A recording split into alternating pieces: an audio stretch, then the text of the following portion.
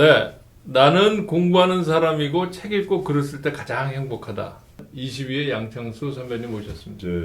제가 어린 나이에 고향을 떠나서 제 고향이 제주도입니다. 그런데 네. 이제 중학교를 들어오면서 서울중학교를 왔는데 아주 어린 마음에 그 쓸쓸함이라는 게 있어요.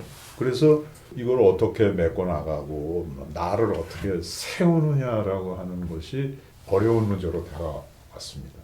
그때 중학교 때 사실은 저희 사는 집 주변 골목길 이렇게 다니면서 눈물도 많이 흘렸죠. 만 6살도 되기 전에 학교를 들어가 가지고요. 제가 또 10월생이거든요. 그래서 그때 나이가 참 어렸어요. 그때 중학교 때는 친구들도 별로 많지 않고 그런데 이제 중학교 3학년 후반부로 들어오면서 이게 도대체 산다는 게 뭐냐, 이게 어떻게 살아야 되느냐, 뭐 이런 생각들을 많이 하게 됐거든요. 그러면서 이제 그런 데 대해서 말하자면 지침을 좀 참고가 되는 이런 것들은 역시 문학, 철학 이런 것들이죠. 남들이 생각하면 아유, 공부벌레 아니면 공부만 했구나 이렇게 생각을 했을 텐데 지금 그런 생각으로 문예반도 들어가시고 뭐 신문 편집반도 들어가시고 대학 때는 연극까지 하셨어요. 그러니까 이제 제가 스스로 생각할 때는 전에 사셨던 그 수많은 선현들, 현명하셨던 그 우리 분들이 도대체 뭐라고 생각을 했나, 이 점에 대해서 이런 것들을 자꾸 이제 뒤져보게 되니까 소설 읽는 재미라든지 고등학교 선배님이신 뭐 황동규 선배님이나 마정기 선배님이 쓰신 시집 같은 것도 찾아보게 되고, 그러면서 이제 또 그렇게 되니까 문예신문반도 들어가게 되고 그런 거거든요.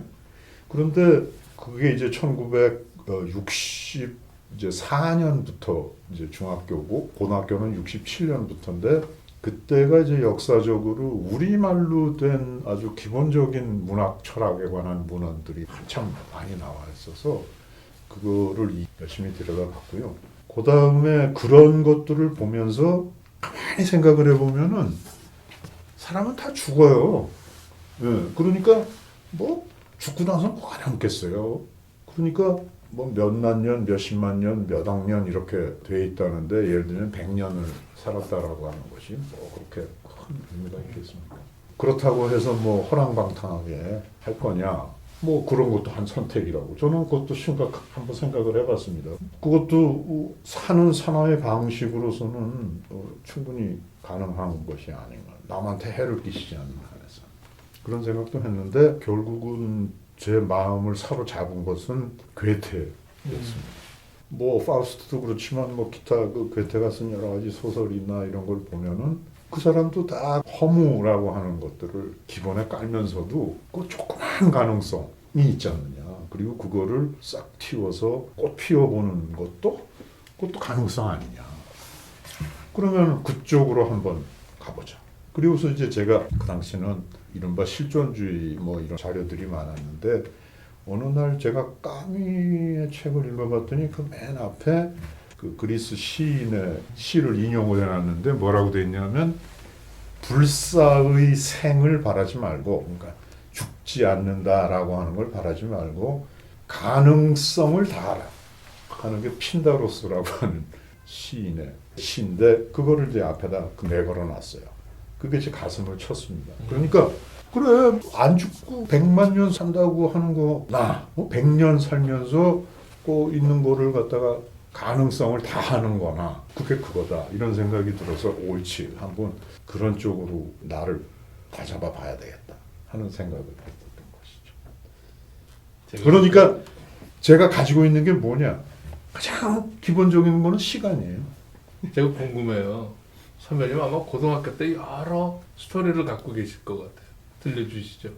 이제 아까 말씀드린 대로 야 좀 생각하면서 지내야 되겠다 이렇게 하니까 이렇게 주위를 보니까요. 그런 저와 같은 고민이라고 그럴까 모색을 하는 친구들이 눈에 보이더라고요. 그래서 이제 그 친구들하고 얘기를 나누기 시작했고 서로 자극을 주고 서로 도움이 되고 이렇게 하는 그런 짝들을 발견을 했어요. 그래서 아주 좋아. 그게 이제 고등학교의 큰 그 의미, 제 개인적인 생각을 하는데 그 중에 한 친구 대표적인 애가 이제 사실은 이영호라고 있는데 그 영호는 그 여러분들이 아마 잘 아시는 그 영화 감독하는 이장호 우리 선배님이죠 고등학교 그 친구 동생이에요. 오, 이장호, 이영호. 아 이장호 이장호 감독님이 아마 18회시죠? 8인가? 네, 맞습니다. 네, 뭐 그러실 겁니다. 근데 이제 우리 영호는 아주 얼굴도 미남이고 완전히 서양 아랑드롱 같이 생겼어요. 그래서 이제 그 친구하고 얘기를 해보니까 그 친구도 뭐 책도 많이 읽고 그 책 뭐 좋다고 그러면 서로 이제 손뼉이 쳐주는 거예요. 그래서 이제 가까이 지내고 온갖 얘기를 다 하고 그랬는데 근데 저는 이제 누구 말하자면 부모님도 안 계시고 그런데 그 친구네 집을 가보면은 그 영호 아버님은 아주 예술적인 소양이 풍부하신 제가 듣기로는 옛날 KBS에 음악과장을 하신 분이어서 그 당시 그러니까 60년대 후반에 그렇게 좋은 스테레오 앰프를 가지고 있는 집이 드물었어요. 정말 부러우셨겠어요. 아 부러웠죠. 그 다음에 또 그 영호 어머니가 살림을 하셔야 되니까 그 빈터에서 닭을 키우셨어요. 그럼 이제 가끔 영호 어머니가 창수하냐고 하면서 응? 닭 잡아주셨고. 그 닭을 한 마리씩 가끔 잡아주시는 거 그게 그렇게 맛있어요. 그거는 이제 말하자면 부모님하고 떨어진다는 거 그게 아주 원체험 중에 하나예요. 지금은 비행기로 왔다 갔다 하고 1시간도 채 안 걸립니다만은 당시 그러니까 60년대 중반에는 이제 서울에서 기차 타고 쭉 목포까지 가서 목포에서 연락선으로 배를 타고 가는데 그 배가 한 7시간 걸려요. 근데 이제 갈 때는 부모님 만나러 가니까 신나서 막 가요. 근데 방학 끝날 때쯤 돼서 이제 올라와야 되잖아요. 근데 이제 중학교 2학년, 3학년, 1학년 뭐 그런 애가 혼자서 또는 큰형 손잡고 부두에서 부모님하고 빠이빠이 하고서 손 흔들고서 떠나는 그런 거를 생각을 했어요. 아우 왜 이렇게 제가 마음이 먹먹하죠? 그러니까 이제 어머니도 아이들을 떠나보내니까 마음이 좋을 리가 없잖아요. 저희들도 마찬가지니까 서로 안 보일 때까지 막 손을 흔들고 있는 거예요. 그것은 제가 보기에는 양 측면이 있는데 어떤 삶의 아름답다고 그러나 부드러운 측면을 그대로 하는 것이거든요. 그러니까 어려운 일이 있으면 야 이거 엄마 저는 아직도 엄마라고 부르는데 엄마가 있으면 어떻게 생각하셨을까? 그러니까 이제 어머니가 진심으로 이렇게 원해서 말씀을 하시면은 절대 거역을 못해요. 너무 가슴이 찡해서 예. 다른 얘기를 좀. 근데 저희 아버님이 외아들이신데 네. 이제 할아버지가 변호사하고 계셨는데 그러니까 이제 우리 어머님은 애 낳고 키우는 것에 대한 압박이 굉장하셨어요. 저희 어머님은 아들넷 딸넷 낳고 키우느라고 그야말로 일생 그거 하셨는데 하여튼 좋은 누구나 이제 당신은 어머니는 좋다고 생각하는 게 일반이지만 저로서는 아주 특별한 거. 그런 격리가 있고 이별이 있으니까 더 애틋한. 그러니까 자기를 세우지 않으면 고서 그런 어떤 쓸쓸함이라든지 혼자라든지 이런 거에 쓰러져 버리면은 지탱하기가 어렵지 않겠어요? 그러니까 이제 어떻게 하면 자기를 세울 수 있나라고 하는 거를 말하자면 지금 생각해 보면은 열심히 모색해서 그쪽 방향으로 막 자기를 밀고 간 거예요. 서울고등학교의 도서관 그게 참 훌륭했습니다. 제가 지금 생각을 해보면 50년대 말 60년대 초에 옛날에 일본 말로 된 문헌들을 대체하는 우리말 기본 자료들이 막 출판되기 시작해서 정음사 또는 울류문화사의 문학전집 같은 게 나왔고 동아출판사도 그다음에 무슨 울류문화사 세계 사상전집이 그때 막 나왔거든요. 그러니까 그런 어떤 자기 향상 내지는 자기 규정에 대한 갈증 같은 것을 그런 기본적인 문화, 고전에 해당하는 것들이죠. 그 당시는 지금처럼 온갖 세계 어디 어느 나라에서나 바로바로 들여와가지고 막 번역해서 출간하는 게 아니고 그 중에서도 제일 중요하고 이런 것들이 많았고 그런 것들이 서울고등학교 도서관에 갖춰져 있었어요. 네, 선배님 지금 말씀 들어보면 여러 부분에 관심을 가지셨고 또 이렇게 워낙 호탕하시고 유머도 많으셔서 수업 시간이 굉장히 재밌을 것 같고 편하실 것 같은데 학생들한테 제가 들어보니까 굉장히 엄격하셨다고 들었습니다. 제가 서울법대 교수를 24년 했는데요. 그 24년 내내 엄격했던 것은 아니고 초기에 한 10년 가까이 조금 의도적으로 좀 엄격한 태도를 취했어요. 그러신 그 배경이 있었습니까? 그러니까 제가 이제 사법연수원을 들어간 게 74년이고 그 이후로 뭐 군법무관을 그다음부터는 그냥 트랙이 쭉 놓여 있어갖고 그 위를 따라갔는데 법원에 가서 이렇게 해서 관찰을 해보니까 되게 이제 그 당시는 서울법대 출신들이 중심이 돼서 그 사법부를 법무관이든 뭐를 구성하고 있었는데 제가 보기에는 서울법대를 졸업해서 공부하고 졸업했다 그러면은 여러 가지로 그 다른 사람들이 한수 놓고 접어서 맞으려고 자꾸 이렇게 축혀주고 그런 부분이 틀림없이 있었거든요. 그런데 그러면 그것에 상응하는 자기 발전의 노력이라든지 이런 거를 하느냐 하고 생각을 해보면은 제가 보니까 별로 안 그런 것 같고 그냥 자기가 누리는 혜택은 계속 즐기면서도 그것에 따르는 부담이라고 그럴까 책임 같은 점에서는 모자란 점이 있지 않나 이런 생각을 했어요. 그래서 애초에 대학교 1학년, 2학년, 3학년 이럴 때 어떤 그 자기 태도로서 좀 갖추어지도록 애써보는 것이 필요하겠다는 생각을 했죠. 근데 그 중에 하나가 뭐냐면 아까 말씀드렸지만 그 친구들이 이제 사법시험 준비를 하거든요. 교과서를 갖고 와서 밑줄 그으면서 읽고 외워서 시험장에서 풀어놓는 그런 식으로 공부를 하는데 제가 보기엔 법이라고 하는 것 자체도 그렇지도 않고 않을 뿐만 아니라 그거를 왜 그렇게 돼야 하는가라고 하는 거를 스스로 생각해서 납득을 하든지 아니면 납득 못하든지 이래서 반대다. 이런 것들을 자기 머리로 생각하는 게 참 중요하거든요. 그러니까 자기 논리를 세워야 된다는 말씀을 확실하게 하신 거네요. 아니 그러니까 자기가 단순히 이게 법이다. 그러니까 지켜야 된다 이게 아니고 이게 왜 법이어야 하느냐?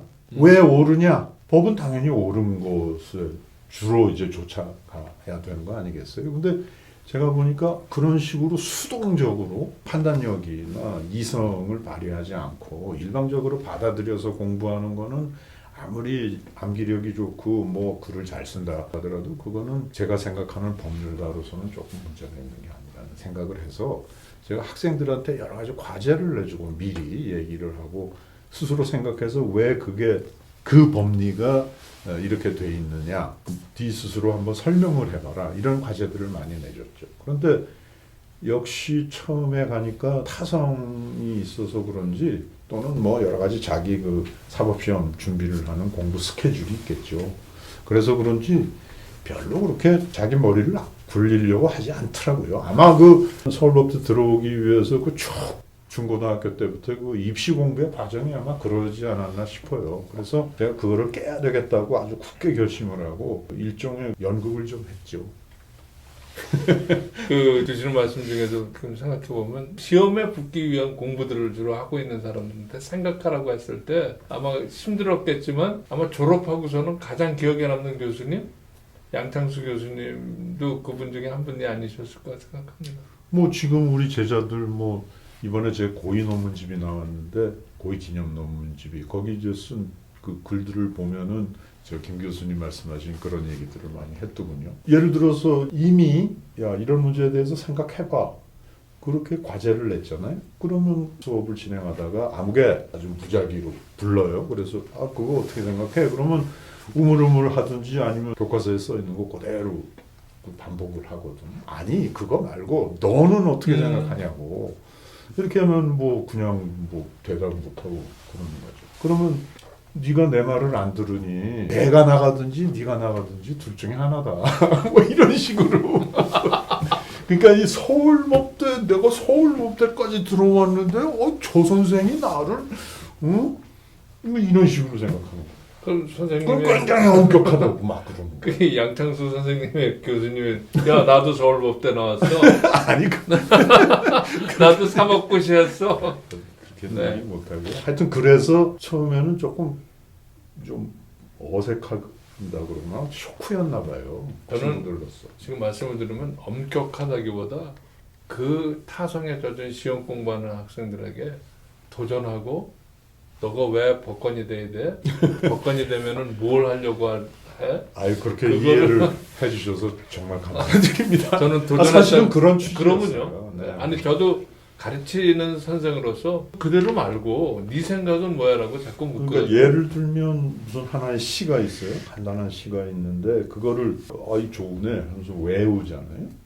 근데 외우는 것보다는 그거를 이렇게 보면서 그 단어라든지 또는 문장이라든지를 이렇게 느끼고 머릿속에서 생각을 하고 자기가 그 일부가 되어 풍경이나 광경의 일부가 되어보고 하는 거하고는 경험의 차원이 다르지 않겠어요? 그러니까 법도 똑같다고요. 저는 그렇게 생각했죠. 뭐 교실만 변한 게 아니라 모든 게 변한 상태에서 학생들의 공부 자세나 혹은 기타 마음가짐 같은 게 이제는 진짜 이래야 될 것 같아. 뭐 이런 말씀을 주실 수 있을 것 같습니다. 경제적으로나 정치적으로나 어떤 의미에서는 그 관념 내지는 그 어떤 사고 사상적으로나 너무 풍요해졌어요.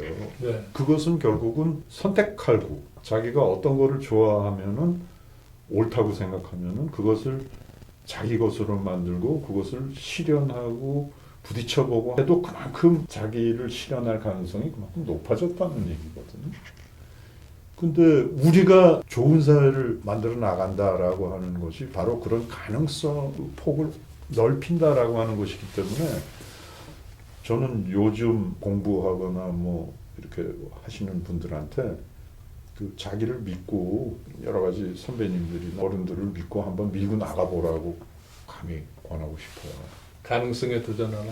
가능성에 도전을 아까 킨더로스가 얘기한 것처럼 네. 가능성을 다하라. 네. 아 저는 앞으로의 계획은 이제 제가 손자가 외손자 하나, 친손자가 둘이 있는데 제 최고의 계획은 걔들한테 좋은 할아버지가 되는 겁니다.